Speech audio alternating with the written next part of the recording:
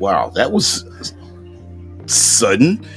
Welcome, creatives, community, and kind folks, to RPG with DBJ. I am your host, DBJ, and thank you very much for being part of the show. This is AbTab Tuesday, Absolute Tabletop Tuesday, where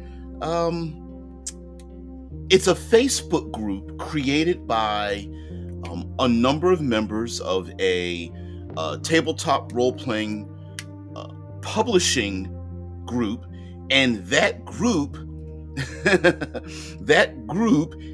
is like a brain trust. It is a Facebook group dedicated to, of course, playing role-playing games, and many members of that group, both past and present, and hopefully in the future, have created many products. And this one is a throwback. I'm going through a series of books that were created, products that were created in this group by many what I'm calling luminaries, and this happens to be one of them that was released in 2018.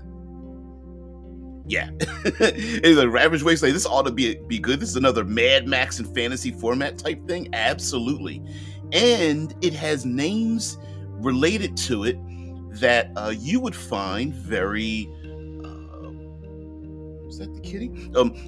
That you would find common. For example, I'm not sure if you're familiar with the name Runehammer, the creator of ICRPG and Crown and Skull, and he has a distinct, I would call it, scatterpunk art methodology. I believe the individual known as Runehammer or Brandish Gillum, or what's a couple of other names he's known by. But anyway, I believe he's running a in-person physical gaming store in Philadelphia, my old hometown. And this was created from a discussion early on in 5th edition's life. Remember, this is 2018, so this is 4 years after the release of 5th edition, and during the time in which the system reference document, the SRD, and the OGL, the Open Gaming License, existed. And so there was an attempt to basically rewrite what we'd like to see. And so this comes from Dice on Ice, a Canadian group, and here are some of the credits. Marquis Hardis. Now, just off the top of my head, I didn't do a lot of research with this, but Matt Click has gone on is a editor, I believe, and has edited such things as Iron Sworn, the absolute part of the one of, I believe, 4 members of the Absolute Tabletop publishing group, and going on to make many other things, including, it hasn't released yet. Never mind. I guess I can't talk about that one. Anyway, on this channel, Lloyd Collins wrote Isklof, the Viking-inspired setting, and Marquis Hardis wrote the Scavenger setting. And so they came together with Megan Hambrook and Connor Davies to design this game. So it was basically like everybody had their own like desire to make their particular game and game setting and design things and whatnot.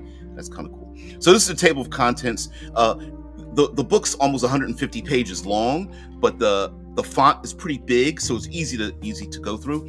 And the concept of this is evil has won, demons have ravaged the earth, try to survive. Very much Mad Max, post-apocalyptic. You know, we knew, and we to this day we still know that like Dark Sun is kind of a distant memory when it comes to Dungeons and Dragons, right? It's I don't think we're gonna see Dark Sun in any time soon. And it started with, here's the foreword.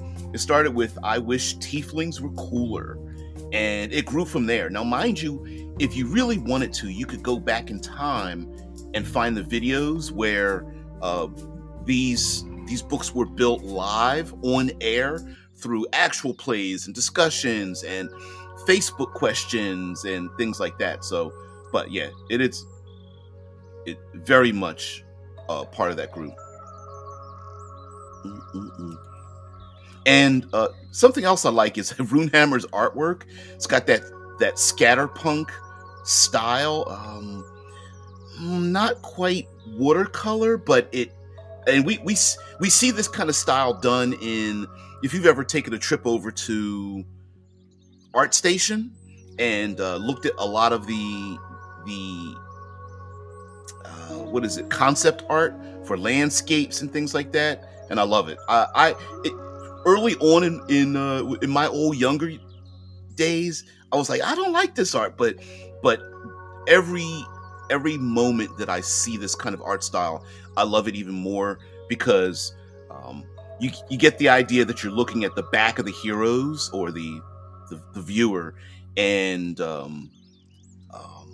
having this like forced perspective where they're tiny in the foreground, and then you get to see the background and how immense it is. And of course, by seeing our heroes from the back or through silhouette, you can kind of layer on who you think they are or what they are. So I like that. But we're just going to page through and also like kind of reminisce a little bit. Crifoth, once home to the most wondrous kingdom the world had ever known, blasted to nothing in just a fortnight. It is here that the fiends of hell walk among us. It is here where all things die. So we have ourselves our introduction. I'm going to go to a 2-pager spread on this. Do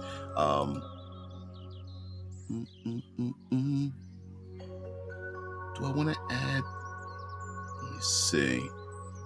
Let's see. I got the physical book right here, and 2-pager. Yeah, we're going to do this. We're going to do it like that. All right.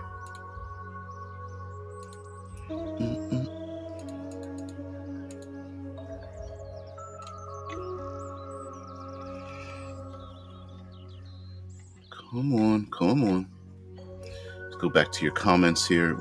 No, chat, don't disappear on me. Cambion. Uh-oh. Hey, I'm a Cambion rememberer myself, man.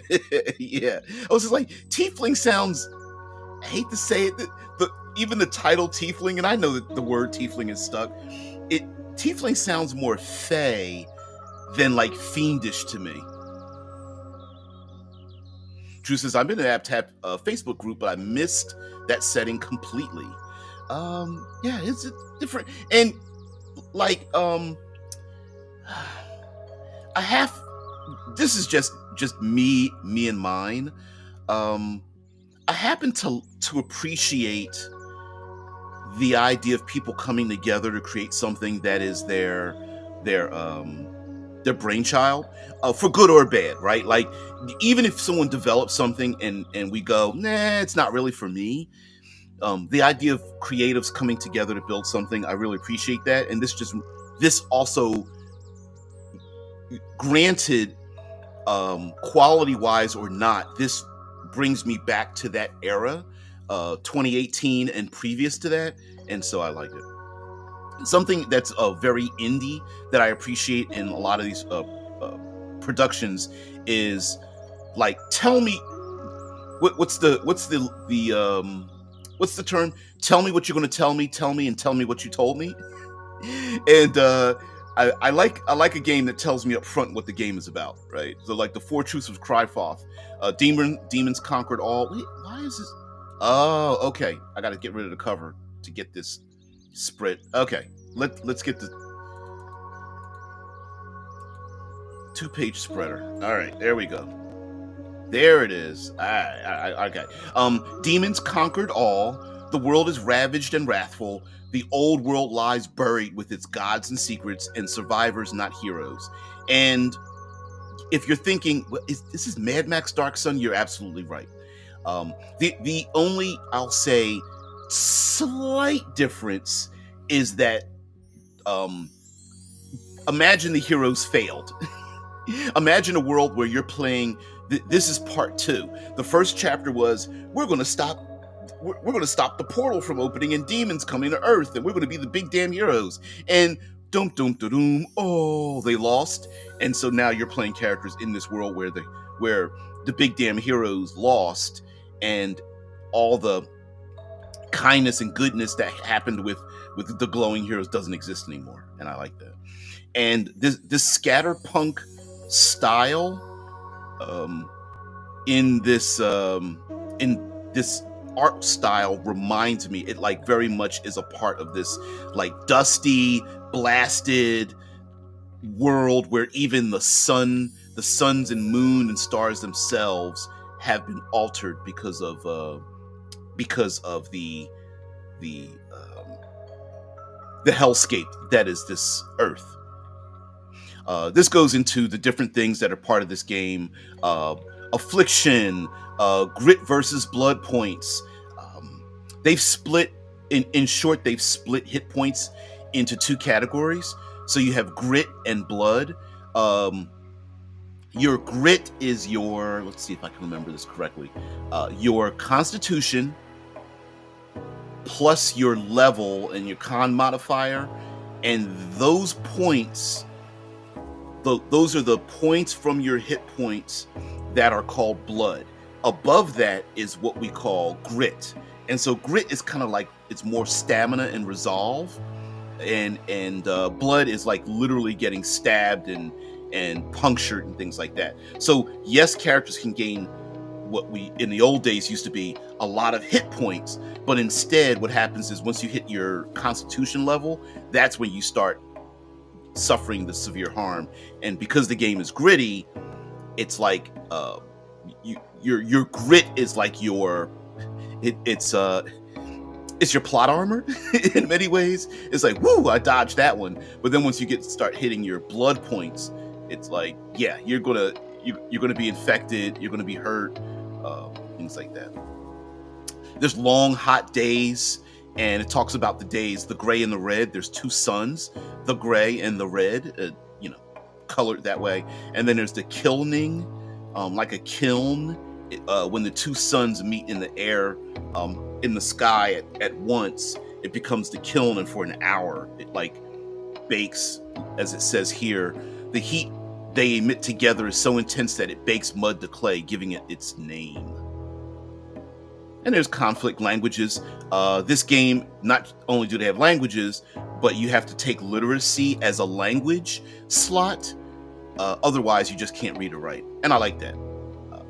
Very easy to interpret to do that.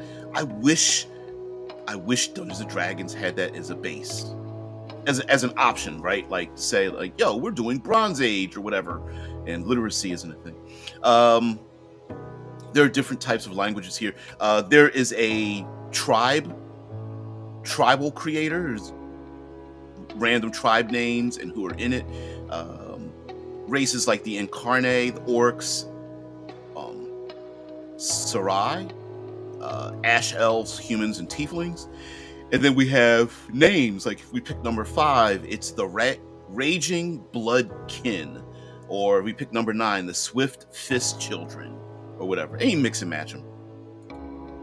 I like little generators like that. That's me. And then identifying features, multiple tables to mix and match those tribes that your PCs are going to encounter. We got features, disposition, commodities if they have any, what the leader is like, their beliefs. And then down here we have death rights, rites of passage to join their group, objects of reverence for tribes. And you could even take this and pick it up and move it to where you'd like to. And then there's character options and creation. You got to have character options.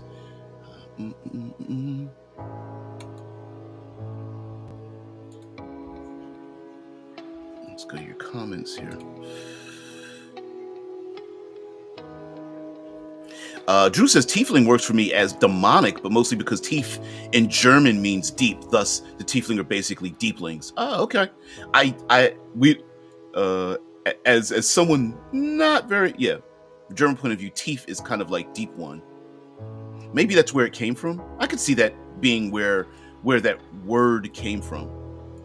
I just remember that in ye olden days there were half-blooded fiendish beings known as cambions from the old Fiend folio, and you could play one as, it was like,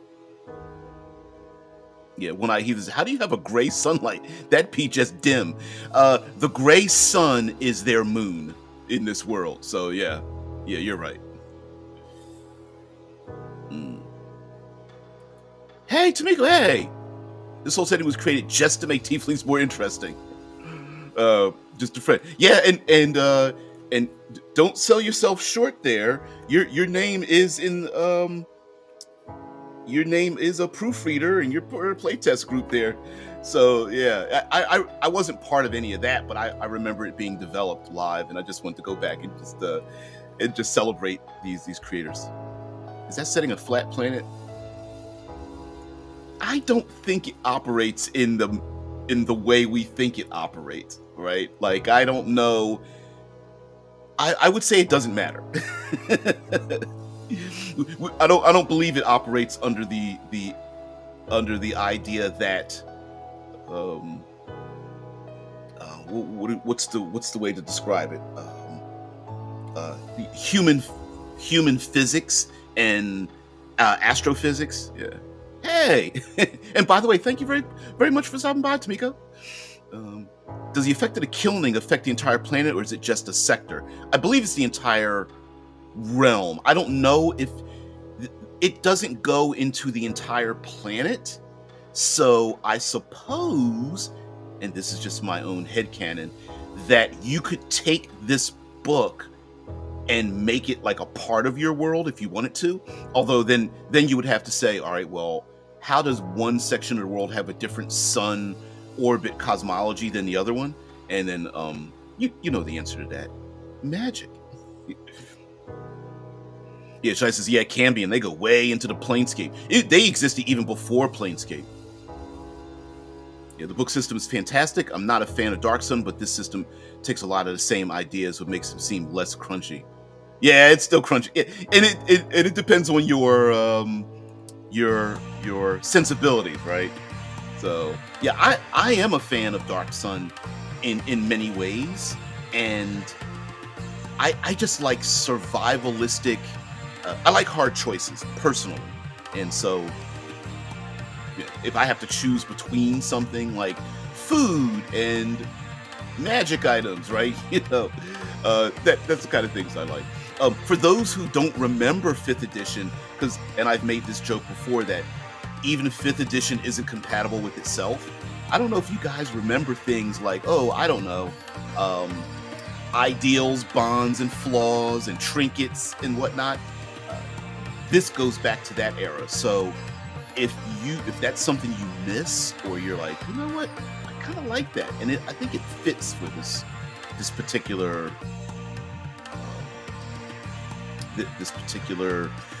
setting. And side note, I am a fan of having these bits and bobbles of random charts to make like names and backgrounds and things, because on one hand, if you just take a look at like these random charts, you could just ignore the numbers and use them as bullet points, like, I need a random name, or I need a random background, or I need a bit of terminology or inspiration.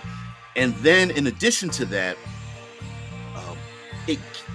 each of the listed items in a random chart gives us an idea as to what that thing is about, right? So it's basically like a summary of what that race or class feature or setting material or personality traits or whatever have you.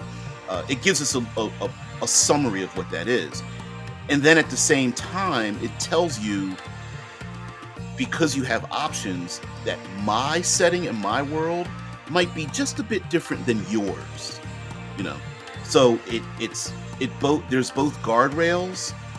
It both offers guardrails and an opening, so that I can look at a random table and go, look, I want to use this, this, and this in my game, in my setting, and I can make it that much different than other people's. But if we're all confined to that table, that guardrail means we all at least have a similar experience.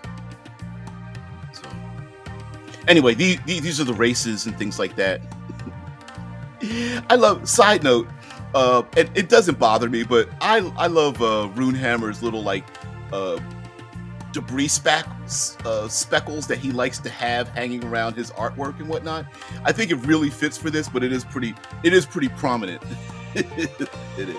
It's just like damn. It's, for those familiar with the Peanuts and what was it, a pig pen? It's like, yeah, we just washed you off and you're dirty in like another 5 minutes. Former humans, yeah, little bestial, a bit adult with violence and cannibalism and things like that. Tieflings. Here we are with the Tiefling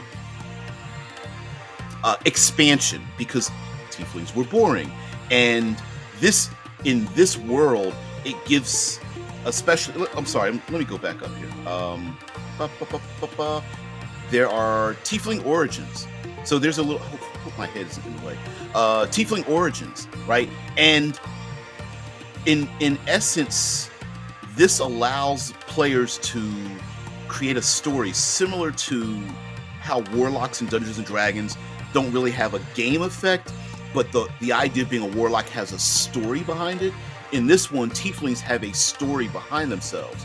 Like one or both of your parents was a Tiefling, and you carry on their curse, or you were a human slave and forced to drink demon blood by your master, or you were a human who managed to kill a demon and consume its blood, or as you were dying of affliction, a Tiefling wanderer took pity on you and offered you demon blood to purge the curse from your body, or the water or food you consumed as a human was tainted with demonic blood and forced you to go through the change, or Blood Knights saw potential in you, so they took you captive and forced the transformation.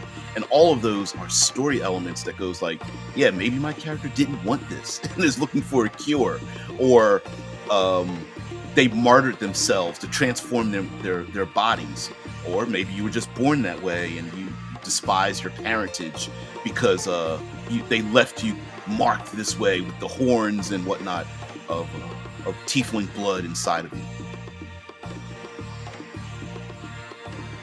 And then there's even a breakout box here, right? Like, hey, play a Tiefling if you want to fight an inner battle with your own demon blood addiction, or to wield the profane power of demons and use it against them, or to be the next step in the evolution of humankind.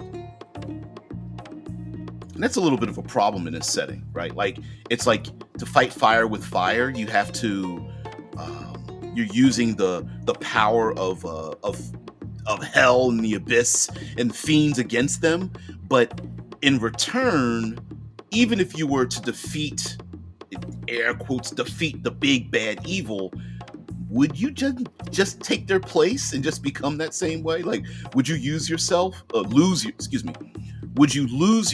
in using those abilities within yourself to defeat the great evils and then just become the very thing that you wanted to destroy? And those were tables of drinking the blood, consuming the blood of fiends, and to keep your power and gain more power and whatnot. And another vector of challenge. I like that. Because but damn, seeing it all again right now, the artwork from Runehammer is so lovely. Yeah, I'm that way. Not necessarily what do you call it? Railroading. I don't think so. Timiko says the kilning can impact whatever the DM wants it to. Yep. It's ultimately a vehicle, I think, to make folks scurry because you do not want to be on the surface when it happens. Exactly, right? A wizard did it. You know how many damn things in Dungeons and Dragons from the olden days till now was just like, we don't have a reason for it. A wizard did it. But yes, the killing is a story element to basically say, get the hell inside somewhere.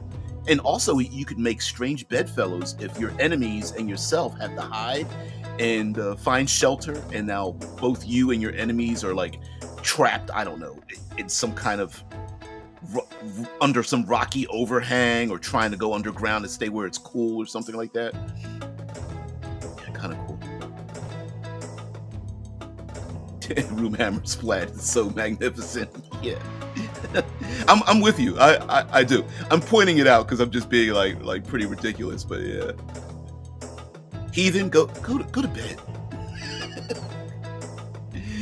Oh man, I'm gonna leave this up here. All right, okay. I'm taking too long. No fear of violence. Now these are the classes. Many of the classes have been modified, or a few traits changed here and there, just simply because of like the grit blood thing. But a lot of it has been changed, and a lot of times when you have these new settings, you have to kind of explain to people what these classes are like. Like if the gods are dead, how do you play a cleric and whatnot? And like here, they're like elemental conduits and whatnot. Druids like are reach to the primordial energies and whatnot. Fighters or warriors of the wastes. Yeah, look at it, love it. Monk. I think more people would dress like the monk. All that dust and dirt and whatnot. Paladin, power from within. Yeah. And also, it's this type of setting is one in which again, as presented from the beginning, you're not really going to be big damn heroes. You're really going to try to survive as much as you can. I like this mount, kind of cool, with like the rabbit ears and a little like I don't know, cat-like, weasel-like face. I love it. Sorcerers, all marked with runes and blood. The warlock. Yeah. We could go deeper if people want to go deeper into this. I mean, we'd have to go page by page for all the classes and reading out stuff, but we don't need that. Again, we have these scattered throughout these random tables, and you can shape the kind of character you want, shape the world that you're in, and I just appreciate that. It lets me decide what I think. It lets me go through the list of elements and then highlight the thing that I want and then reduce the thing that I don't want. We get in the backgrounds, and Splunker. Always a strange name, Splunker, but I'm going Splunking. Spelunking, I guess you could more accurately. Delver, Demon Slave. And we all know that the reason why Dark Sun is the kind of thing that we really won't see is just because literally by the concept of what it is, it's all problematic, and a corporation will not release something that literally involves like slavery, cannibalism, torture, starvation, non-heroic player activities that may involve like sacrificing NPCs to evil, or letting innocents suffer, or things like that. Making hard decisions, trolley problems, right? It's the games of survival basically are giant trolley problems. You know the trolley problem where the trolley can go down two tracks. It can either hurt a lot of people on one side or hurt one innocent child on the other side. Do you flip the switch and move the trolley from one side? And we've heard different variations of the trolley problem, right? Like you put two competing ideas and there's no good answer, and you put the decision maker in the middle. Do you flip the switch to make the decision or not? And survival games are basically nothing but one trolley problem after another. Rebels, these are all backgrounds. And as you notice, these there's bonds, personality traits, ideals, bonds, flaws.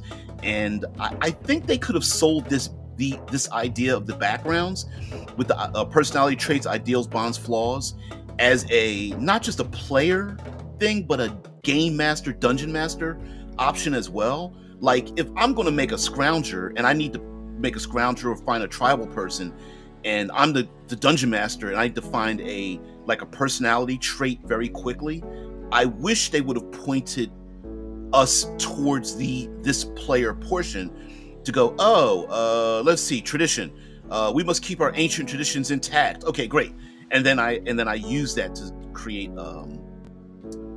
either a single individual or a group of people that the players meet or something. Yeah, now it's all been replaced with, I just wanted feat to be more powerful. New skills or skill modifications like literacy. I like that. More feats. Got to have some feats. That's the new thing. I'm not a big fan of the whole feat system, feat tree business, but whatever. I don't mind it as long as you can keep it compact. And some more Runehammer artwork. I love it. And the color scheme too. The colors are all like white, orange, yellow, brown, black. And so yeah, we'll get to a map of this place. Currency. Oh. Here we go. Materials of objects. So instead of your common everything's just made of steel alloy, we do have other items because there is item breakage. So we have options like wood, bone, chitin or chitin. I like to call it chitin. Scale, obsidian, stone, demon bone, bronze, iron, steel, silver, and blood obsidian. And so steel, silver, and blood obsidian denotes a material that is considered high tier, and instead of the intermediate level between magic items and mundane items, you can award your players things made of steel, silver, or blood obsidian. But I like the idea of things made of chitin or obsidian or stone or bone and whatnot. Dark Sun, you get it, right? Here's some items, and to the left are some items. Hell, you haven't even used the item yet, and yet you can see them fragmenting. There's chips in them and whatnot. I don't know. It's kind of cool. A little bit depressing though. It's I just purchased this blade brand new. It's already got chips and stuff in it, but whatever. And then we have our trinket list. I wish the trinket business in Dungeons & Dragons caught on, but because there's a story element in it, but whatever. And then there's fragments here. Fragment chart. There's a two-pager for trinkets, and then we'll move down here to fragments. Fragments, basically magic items. Cipher system, kind of broken magic items, I guess you could call them. Let's pick one. A large 2-foot claw forever frozen. When held and activated, the fragment conjures a trident of ice, 2d8 cold damage that lasts for 1 minute. Or a broken sandstone idol damaged by roots. When cracked open, the idol casts darkness centered on itself. And so these fragments are either little objects that have been or absorbed arcane magic, and you could hand these out. You could kind of drop them in, have people use them one shots, ciphers from the cipher system, one shots. And I think it lends itself a lot better than handing out permanent powerful magic items and just we found these herbs and roots, or a stone, or a broken item, or something that you don't even remember from a bygone era, and then use it, abuse it, and then move on and get some other things. Loot drops, I guess you could even go so far as to say that. Then it talks about magic and which magic items are gone. Let me go back to what you guys are talking about. Yeah, I miss the purported importance of trinkets.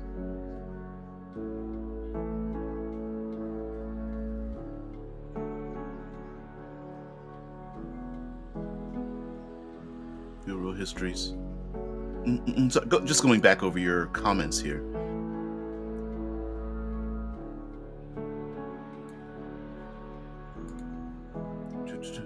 Trolley problem should no.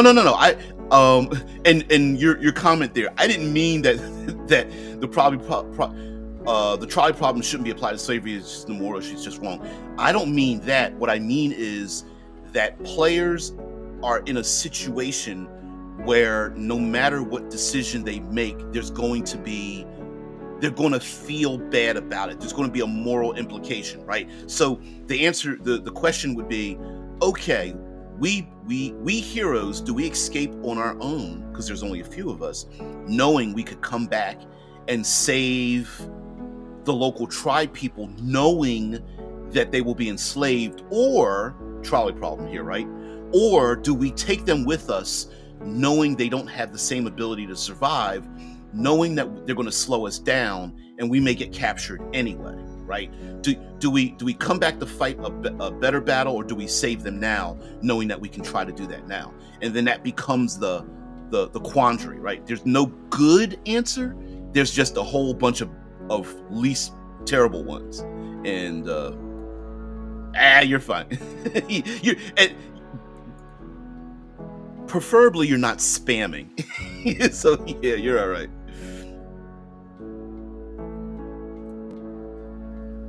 Yeah, I just wish, I suppose for me, I wish feats were I'm an old grognard, so I wish feats were more like gifts and were more story related.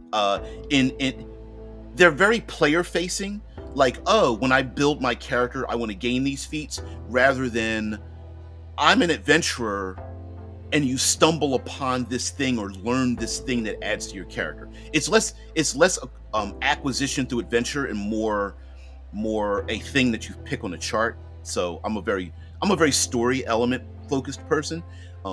Like, for example, I don't mind a player saying, hey, these are the 5 things I would love to see in the future, and then allow me to introduce those things to the player. In the story, do they find a mentor that teaches them this new sword art? Do they fall into an ancient crypt and are afflicted with something that gives them this other feat or whatever? Do they recover a lost memory because their mind was wiped from some time in the past? Or, it's things like that. I as a game master, I like to have input in that, because I enjoy those things too. Unique crafting materials are great. That's one of the reasons I did not like Dark Sin. It was so limited. Enjoy your bone shield. Okay.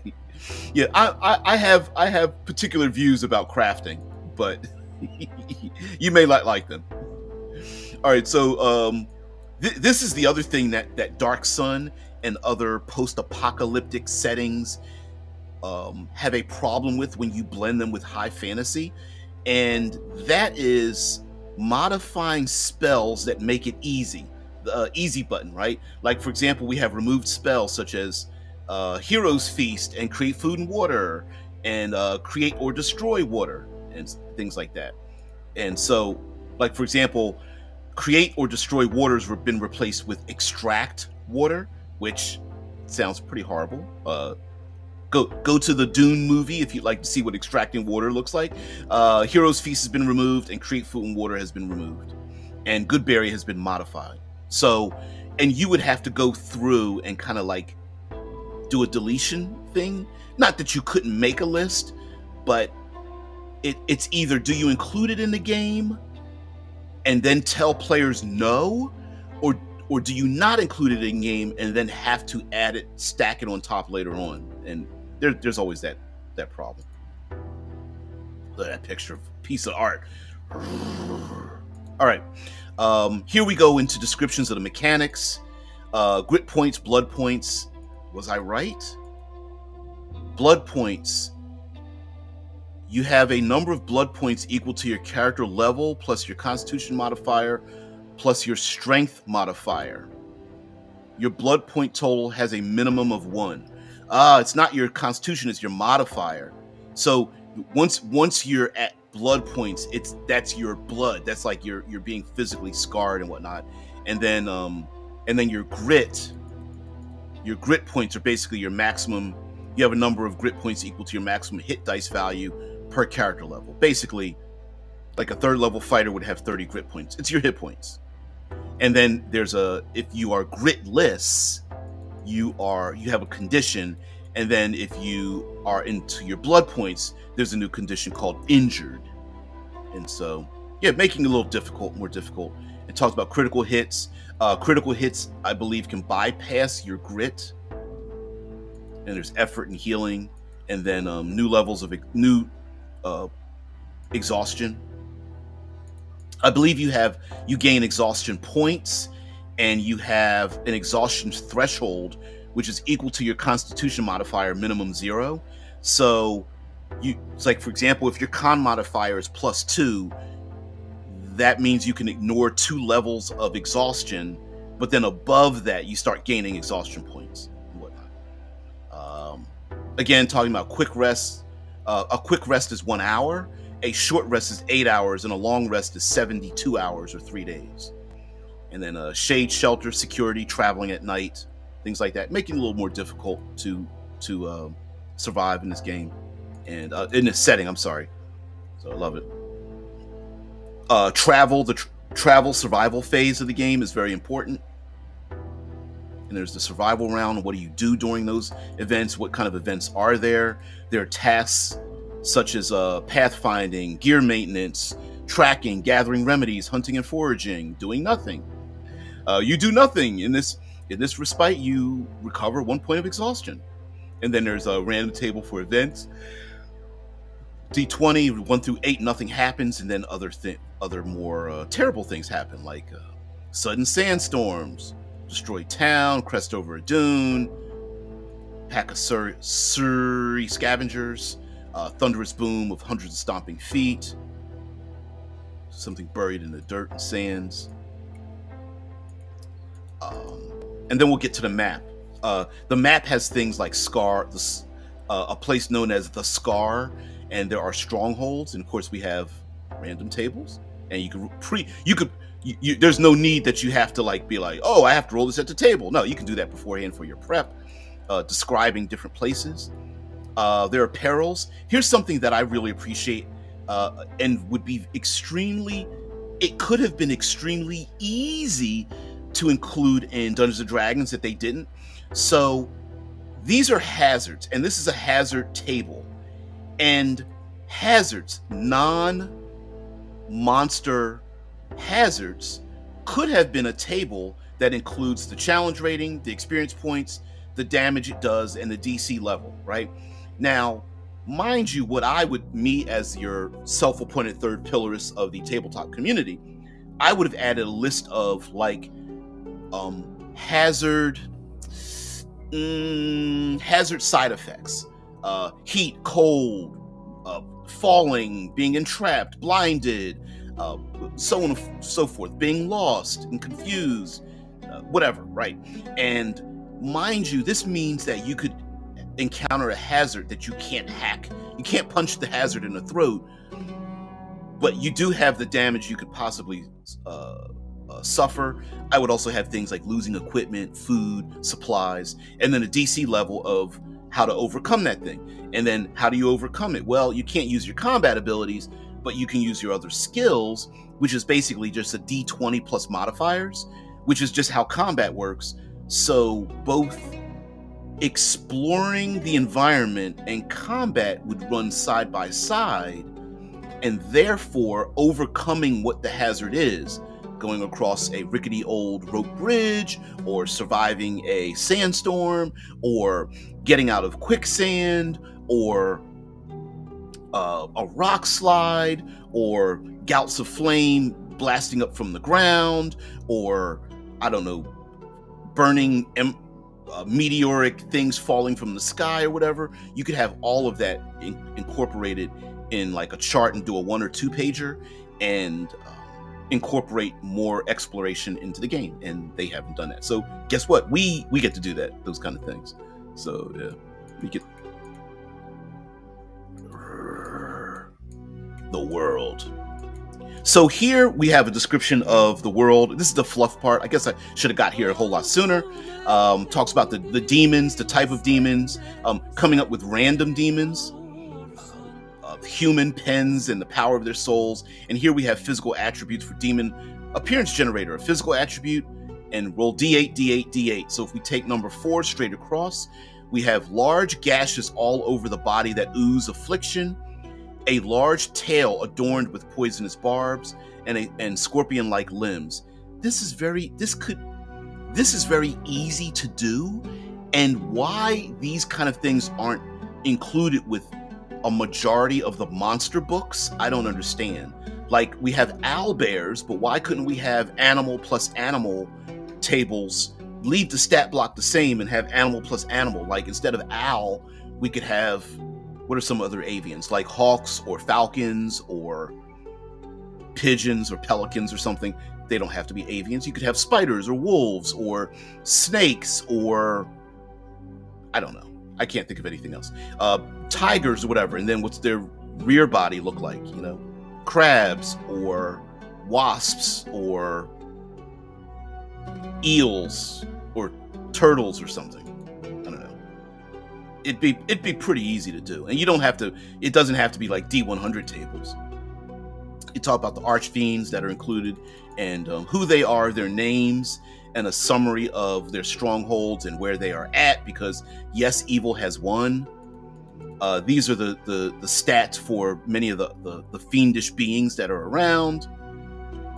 Even random title even random name of their title and their appearance, so you could modify them the way you want in your game instead of any others.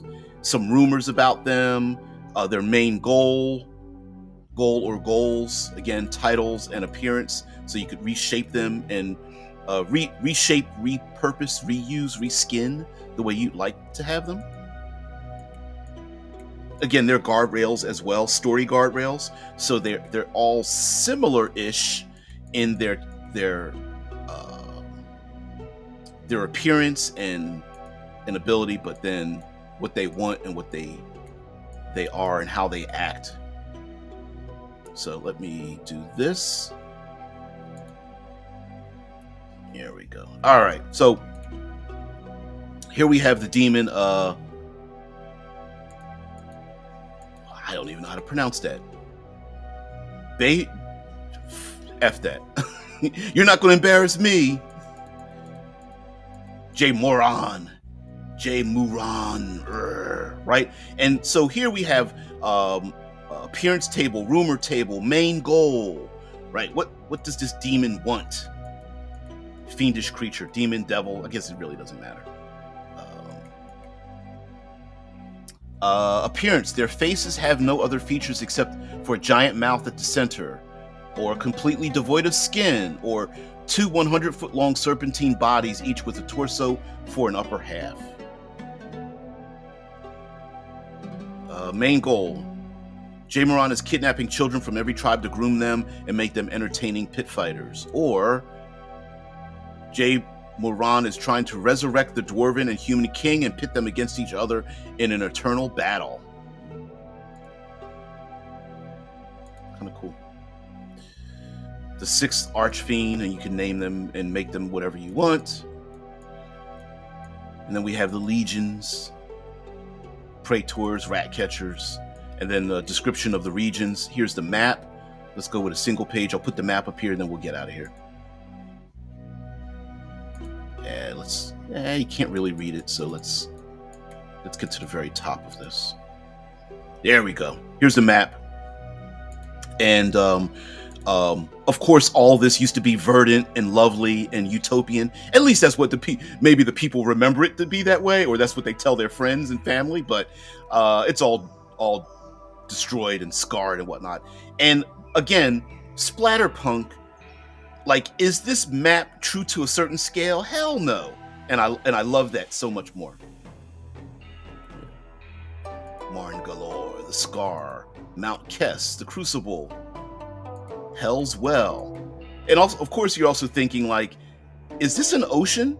Maybe back in the day it was. Now it's just nothing but sand and dirt and dust and whatnot. I'm sure you could probably sail through it. Kind of cool. I wonder if there could be submarines that go through like a dusty sand or something. Like to the right here is the sands in an oasis, but to the left, that ocean might be literal dust rather than gritty sand. It might be so fine that it's just nothing but dust. Hell's Heart, Dead Man's Pass, Last Hope. Boom, boom, boom, 50 leagues. All right, let's go back to what you guys are saying and get out of here. Oh, neatest part is that seas are compromised. You do not touch the seas. I didn't know that. Their tables are chef's kiss. Yeah. To me, I like it. It's not for everyone, especially if you are of the mindset that like you must roll and you're only allowed to roll and you have to take whatever you roll and you have to do it immediately at the table. And that's not really what it is. It's just a world building option, right? It's the ability to go, you know what? I don't really know what I'm going to do. Just before you prep, maybe an hour beforehand, or you're at work or something like that. You're like, oh, okay. Hey, let me roll on this table. Oh, I got an idea. And you don't even use what you rolled. You just, yeah. You're so funny. Feet. Yeah. Yeah. Hit points. Yeah. Blood points are beyond the usual hit points. Yeah.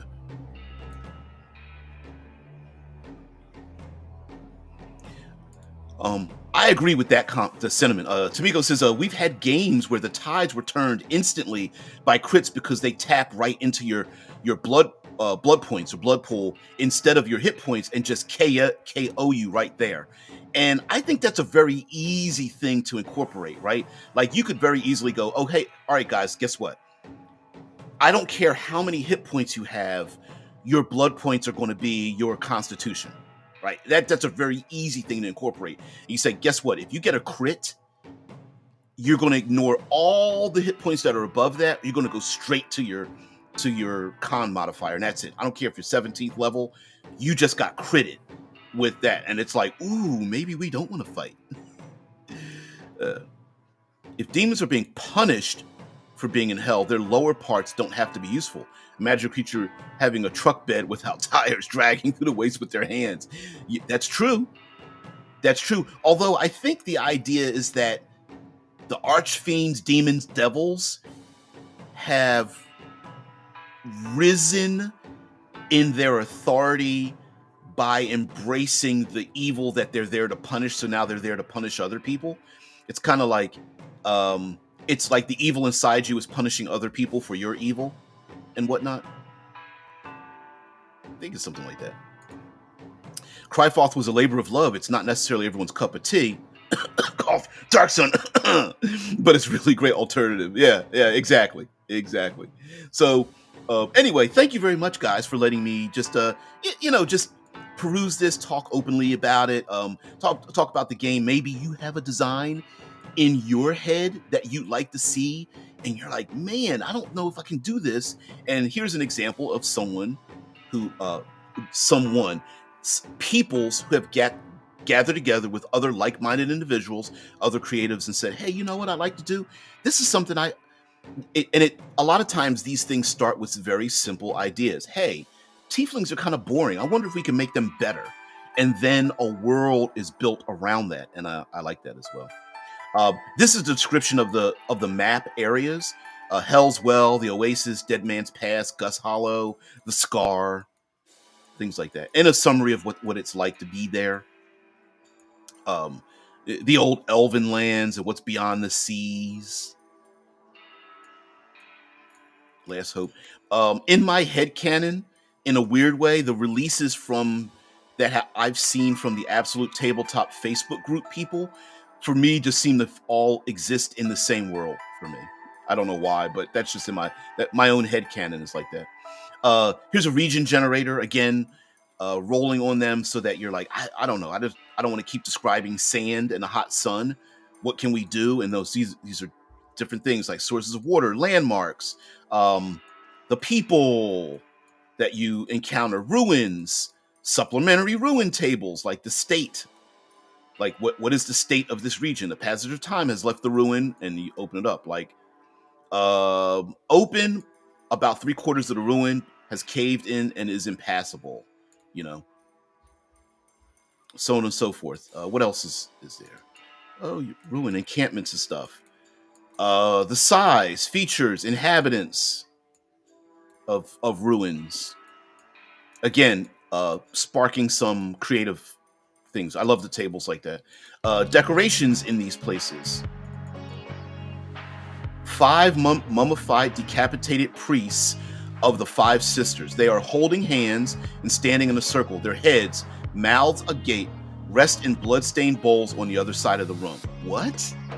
Right? And then you're going, okay, who are the 5 sisters? And who did this? Did they agree to this? You know, were they hoping that their lives would be spared, or did they volunteer for this? Whoever did this, are they still around? And maybe we don't want to meet them. Although it says mummified, but mummified could, you know, there's oddities, a D100 table of oddities, metal rank of insignia of an ancient army, a small scuffed arrowhead. The steel arrowhead is painted with green chipped paint. It seems to warm up during the day. What does that even mean? And I like that. I like the question without the answer. And of course, D100 table. Go on and on and on. Ooh, a glass globe containing a small tree, grass, and soil. Every so often, clouds will form in the globe and rain. That reminds me of Fist of the North Star.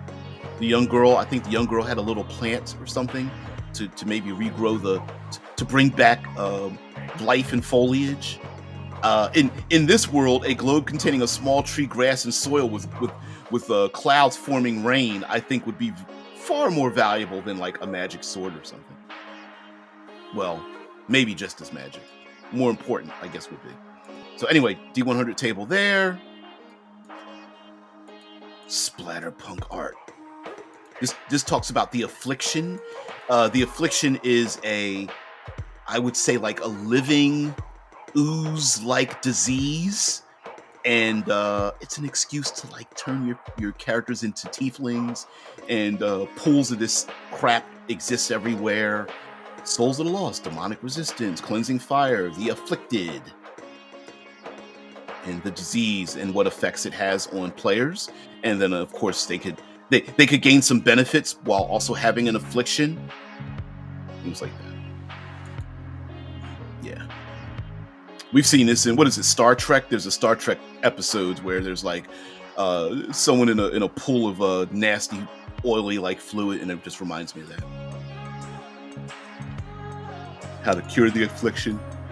Mutations. Also, what I like about the affliction is it's another vector of threat to the player characters. Like, no, you're not going to just lose hit points that you're just going to cure.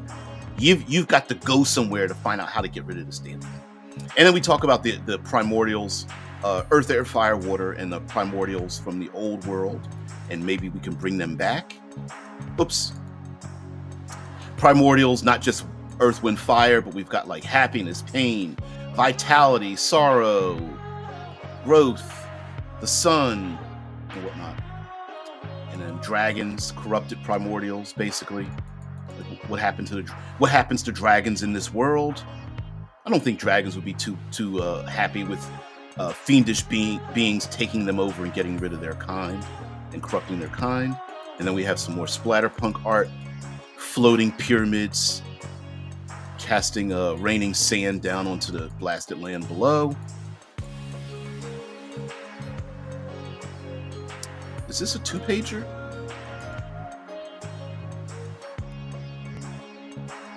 Yeah, this is a 2-page. Shit. Sorry. Yeah, there we go.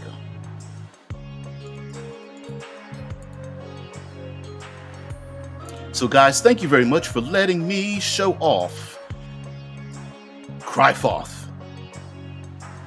Hey, Tamika.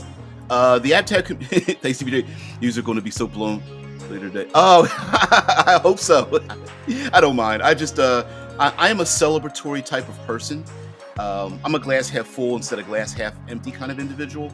And also, I'm a Gen Xer, which means that I have a long attention span when it comes to these kind of things.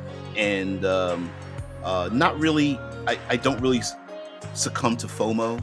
And so when I see something and I like it now and tomorrow and forever. So I thought we would go back. And like you said, the AbTab community is amazing. Love them so much. It's how I got connected to you and everyone else. Oh, thank you. And yeah, I'm still this old grognard hanging around. Turns your PCs into pools of crap. Yes. Was that? Yeah, Tasha Yard. Yep. That's the episode. Yeah, I was like, I know I remember it, but I can't remember the details. Yes. Yeah. No, thank you there. Yeah. Thanks for good show. The top settings are always a hit. Yeah. And again, this setting is like an overlay. So mind you, again, you don't need to buy Dungeons and Dragons. You don't even have to spend a dime on WotC. Remember, these books still exist. You can go to Level Up Advanced 5th Edition, plug, because my name happens to be in the books. You can go to Tales of the Valiant, and there are so many other fantasy D20 overlays you can make with these third-party products. So you are not beholden to any corporate interests at all. This is not a full complete game. You do need to have some kind of fantasy D20 system, but go ahead and get it. I think it's $6.95 a drive-through, if I'm not mistaken. Yeah. Well, thank you very much, guys. Have a great one. Thank you very much for being part of the show. I really appreciate it, and also spread the word on. There's this strange thing we have within the community that a lot of hype is given to backer kits and Kickstarters to get something off the ground. And then there seems to be just as much, if not a more substantial drop off at the end. And I feel it's a disservice to these great products because, yeah, exactly. Exactly. Yeah. So get the third party product, embrace the creators and not Hasbro. Exactly. You can mix and match and build your own setting the way you want to and have a lot of the hard work done for you. I mean, just the book itself with the art and everything. And I love the unified art level by Runehammer because it brings me visually into this setting and this world. And I really appreciate that. And so just the art itself, the writing, the rules, the modifications, and then again, you can go to, I'm trying to think of something other than A5E and Tales of the Valiant. Hell, you can go OSR if you really want to. It still kind of fits. I mean, class levels and things like that, maybe not, but very easy to modify. We've done, let's put it this way. The OSR has already done it before. It's not like we can't do it again. And to be honest with you, 2024 Dungeons and Dragons belongs to WotC. 2014 does not belong to them any longer. It is in Creative Commons. So you can get that for free. It's in Creative Commons. You can just download the SRD and you can be done with it. And all of the background materials in it have been removed. So you can layer, your tieflings can come from wherever you want them to. Your owlbears can be, all that stuff. You could create on the fly as you want or with your friends and family and whatnot. So guys, have a great one. Thank you very much for being part of the show. I really appreciate it. I'm going to take you, I don't have a post-apocalyptic outro. Let me pick one. All right, I'll pick this one. All right, so guys, thank you very much for being part of the show. I really appreciate it. Everyone have a great one. I will see you later. Maybe, we'll go with the fluid. I'll see you later. Peace and tranquility. Bye.